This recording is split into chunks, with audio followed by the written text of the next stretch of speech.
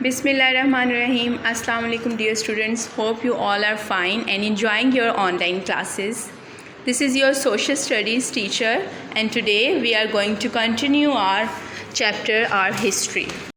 Dear students, now you have to open your page number 73 from your book Social Studies for Pakistan book 4, and our today's topic is the Great Empires. Students, let's discuss the objectives first.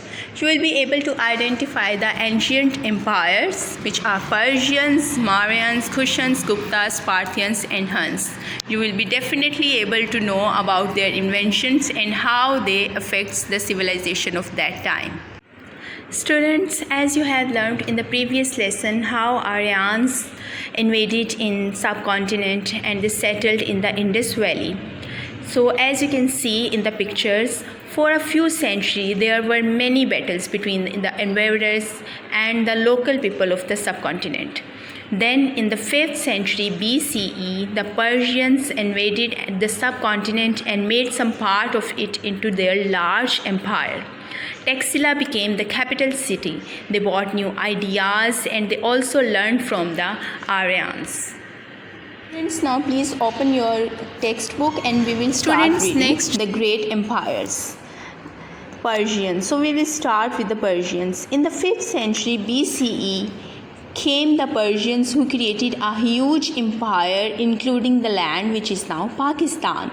Their capital in this region was Taxila. As we have discussed this earlier, that first Persian came and their capital was Taxila. They introduced many new ideas and also learned new ways from Aryans. The Persians were followed by the Greeks under Alexander the Great, who defeated the Persians and crossed into the subcontinent through the Khyber Pass. The Greeks influenced the art and sculpture in Gandhara and Taxila. So Gandhara and Taxila are the names of places where they influenced. We can see the Greeks sculptures and their artistic styles of that time. This region was mainly Buddhist.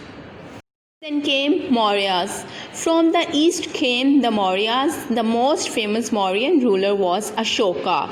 I have discussed this with the help of pictures. I have told you about the Ashoka who extended the Mauryan empire through wars and conquest. But after the battle of Kalinga, the battle which I have earlier explained you was the battle in which more than 150,000 people were killed. 150,000 people were killed. Ashoka was shocked by the destruction. He was so disappointed, he was shocked, he became a Buddhist. So who are the Buddhists? Buddhists are the people who believe that there should be no war, people should live in harmony and people should live with love to each and other, and gave up violence. He introduced many reforms for his people to give them a secure and comfortable life. So he believed in comfortable life without war and any kind of disputes. He had his rules inscribed on pillars and rock faces throughout his vast kingdom. So this is the picture. As you can see in the picture, these are the pillars. The picture is at your book. These are the pillars of Ashoka.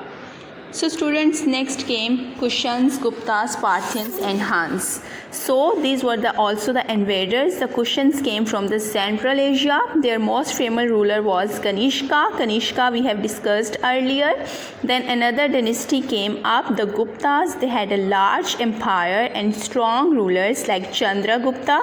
Chandragupta was the strongest rulers among the Guptas. The Parthians and the Huns came into the subcontinent from the northwest. The Huns were a savage Central Asian tribe who caused a lot of destruction wherever they went.